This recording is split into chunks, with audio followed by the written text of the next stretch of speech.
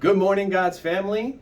Welcome to spring. It's a wonderful time of year where the weather heats up and the flowers burst forth and the trees bring back their green leaves.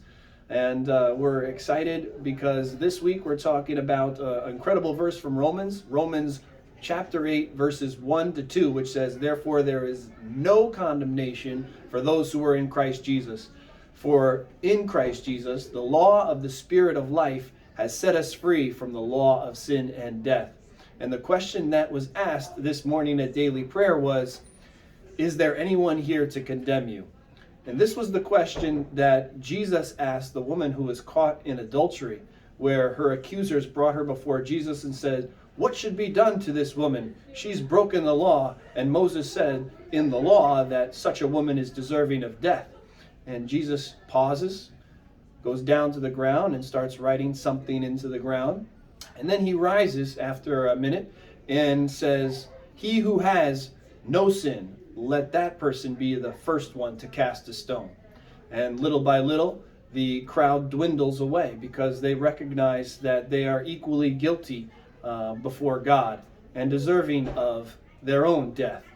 And Jesus is left with this woman, just he and her.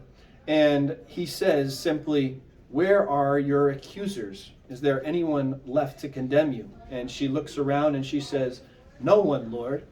And Jesus, the only one who is in a position to condemn her because he led a perfect life, doing nothing worthy of God's judgment, he looks at her and says, "Neither do I condemn you. Go and sin no more." So there is no condemnation for those who are in Christ Jesus. Jesus did not come to condemn the world, but to save the world through him. If we try to live our lives apart from Jesus, if we try to live our lives in accordance with the law and make that our standard by which we are made righteous with God, we're in big trouble because we all sin and fall short of the glory of God. But the law of the Spirit of life has set us free from the law of sin and death. Thankfully, our righteousness is not based on the law. It's based on our faith in Christ Jesus, who completed the law, who ran the race for us and gives us a righteous standing before God, free and clear, without us having to do anything but trust that Jesus is the perfect sacrifice for our sin.